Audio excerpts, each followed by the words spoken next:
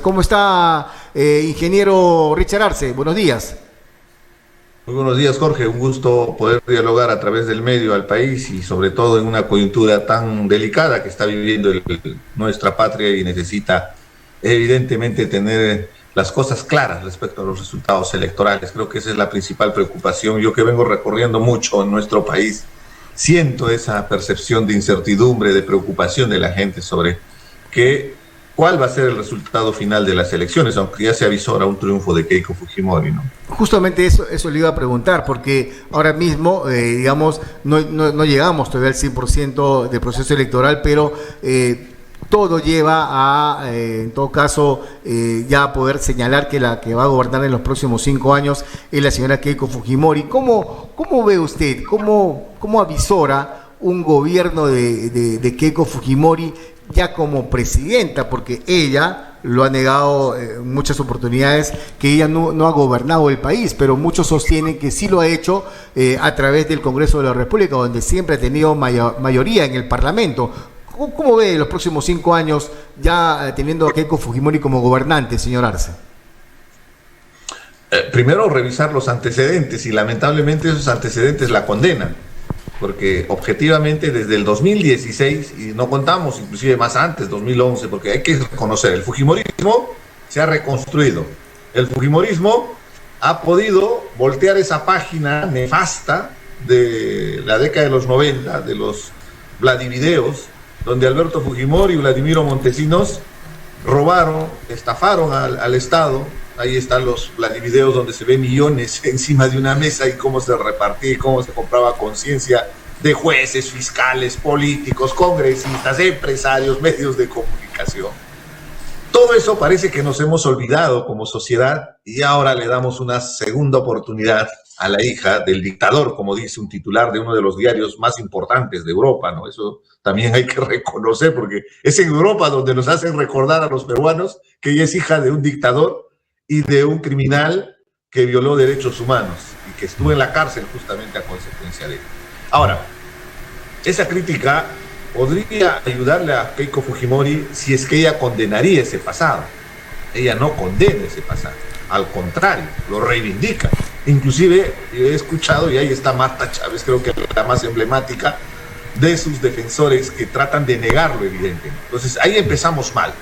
Si ella quiere realmente voltear esta página y que ese proceso de reconstrucción del fujimorismo, porque eso sí le reconocemos, el fujimorismo ha logrado, en este caso, que el 50% del país vote por ella y le dé la confianza, porque el margen va a ser estrecho en el resultado electoral.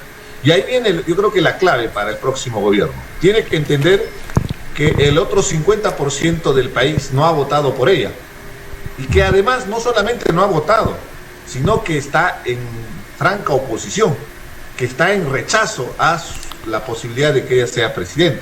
Entonces, en ese escenario, lo primero que tiene que pensar es que va a gobernar para los 30 millones, 32 millones, 33 millones de peruanos, o sea, para todos y todas.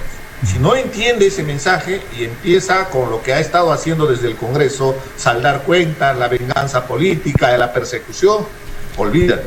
Esto podría terminar muy mal, y ya lo dijo César Hildebrand, ¿no?, en cómo podría terminar esta situación. Entonces, en ese escenario, lo único que le queda, si es que quiere reivindicarse y pensando en el país, porque al final, yo no estoy de acuerdo que ella sea presidenta, pero si el resultado electoral lo dice, vamos a tener que aceptar.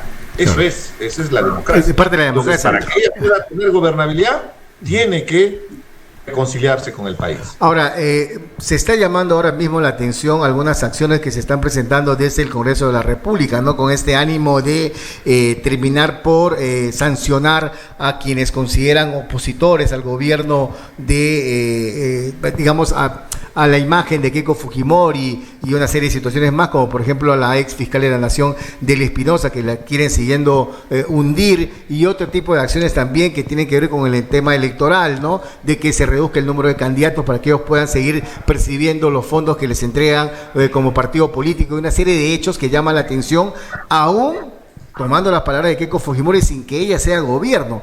¿Qué podría pasar a futuro con Keiko Fujimori ya en el gobierno? ¿Un gobierno total, autoritario de pronto, señor Arce? Es que ese es el temor. Hay una sensación, y te repito, yo acabo de llegar a Lima porque yo paro viajando por temas profesionales, trabajo temas ambientales, básicamente en el sur andino, y converso con comunidades campesinas, converso en las ciudades con ciudadanos de a pie, y la sensación es que no ha ganado Keiko Fujimori. Inclusive de la expresión que se repite permanentemente es que hablan hasta de fraude, hablan de que se han robado las elecciones, que esto no es correcto. El tema de las encuestas ha jugado un papel determinante, porque hay que también ser objetivo. La encuesta es una aproximación con un margen de error, y eso deberíamos explicarlo bien, pero el anuncio de la boca de urna, después el conteo rápido, genera esa percepción, ahora viendo los resultados que se han revertido, sabiendo que está en el margen de error. O sea, tampoco seamos objetivos, no es un problema de la encuesta, es el problema de la narrativa, del mensaje que se construye. Entonces, en ese escenario, definitivamente la preocupación es a la incertidumbre. En realidad no nos genera confianza la posibilidad de que el fujimorismo siga actuando como lo que está haciendo el día de hoy.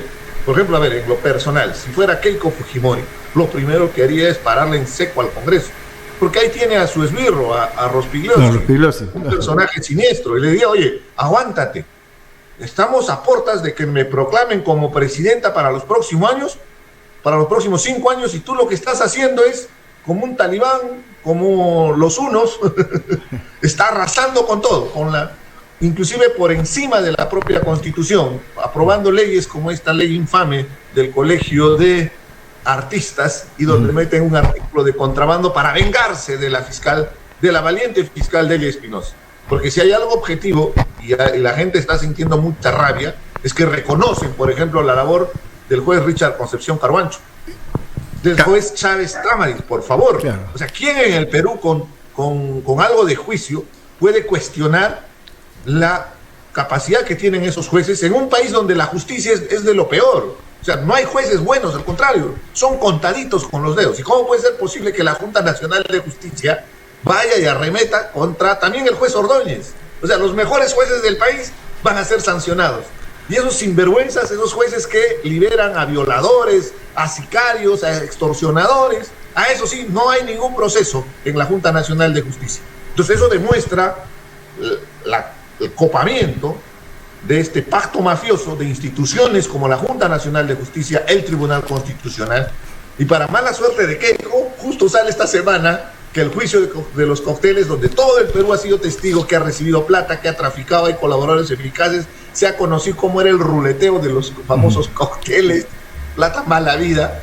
Ahora ese juicio queda archivado y todavía tienen la conciencia de hablar que esto es porque Keiko Fujimori es inocente, nada que ver, el juez no ha dicho que ella es inocente.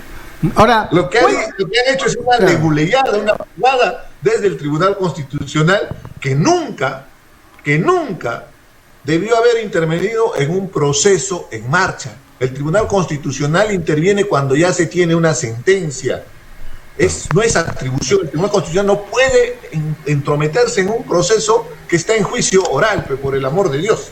Las triquiñuelas que siempre ocurren ahí, las movidas que se dan en los estamentos del Estado. Ahora, ¿qué debería hacer la oposición? Porque, como usted ha señalado, eso está partido, 50-50, ¿no? El 50%, que no sabemos, al final terminarán siendo el 50% que están a favor de Keiko Fujimori, porque esto podría variar, pero hay un 50% que sí la rechaza y que se va a expresar, entendemos, en algunos momentos en manifestaciones. ¿Cuál debería ser el papel de la oposición cuando empiece el gobierno de Keiko Fujimori desde el 28 de julio de este año, señor Arce?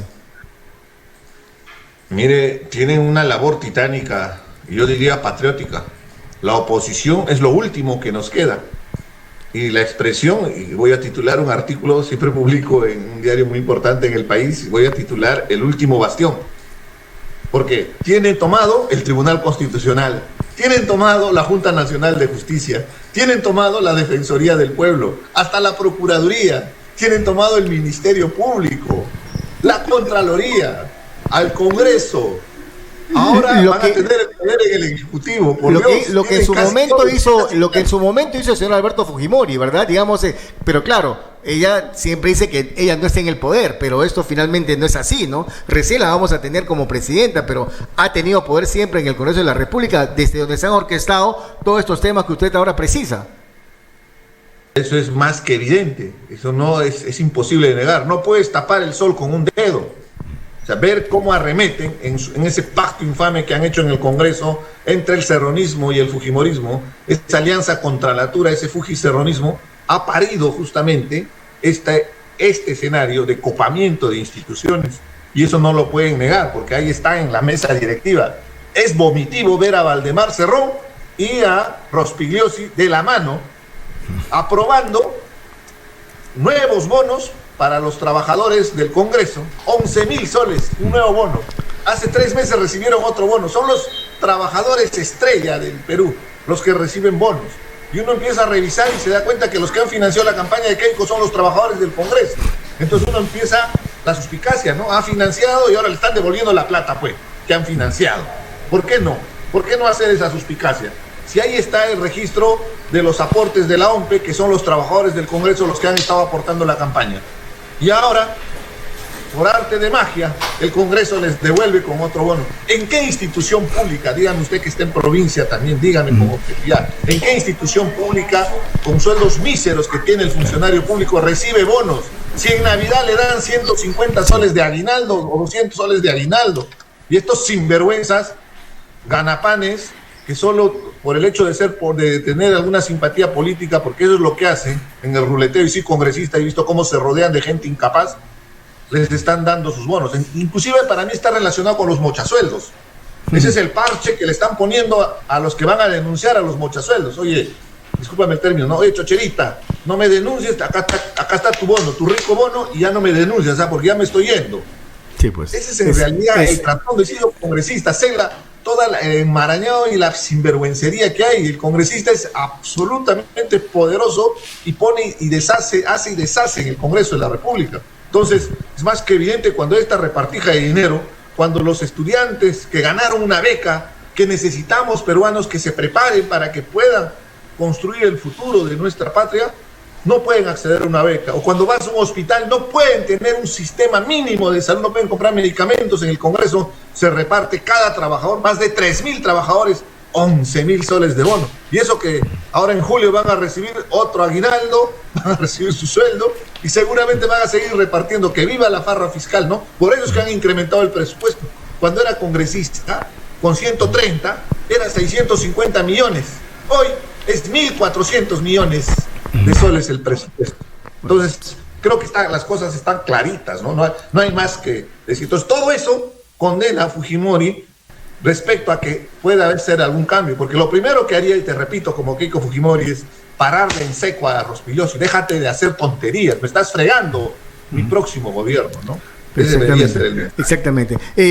Señor Richard Arce, le agradecemos por haber estado en Pro y Contra Noticias. Vamos a conversar más adelante cuando ya tengamos todo al 100%, cuando ya sepamos quiénes van a ser los futuros ministros, y ahí habrá que seguir ahondando en la conversación y estar permanentemente por lo que va a ser los próximos 5 años de gobierno de la señora Keiko Fujimori. Gracias por haber estado en Pro y Contra. Un abrazo a la distancia. Le agradezco, y solo para terminar, un mensaje al país que por más indignación que tengamos, por más rabia que podamos sentir en este momento, siempre tenemos que buscar los canales del diálogo. Llegar a extremos de violencia, de confrontación, no nos va a ayudar. Tenemos que mantenernos firmes, por supuesto, pero tenemos que pensar siempre en nuestra patria, no más conflictos sociales que se podrían generar a consecuencia de estos resultados electorales, ¿no? Exactamente. Un abrazo, muy gentil, muchas gracias, muy amable. Ha sido el señor, en su momento fue congresista de la República, hay que decirlo.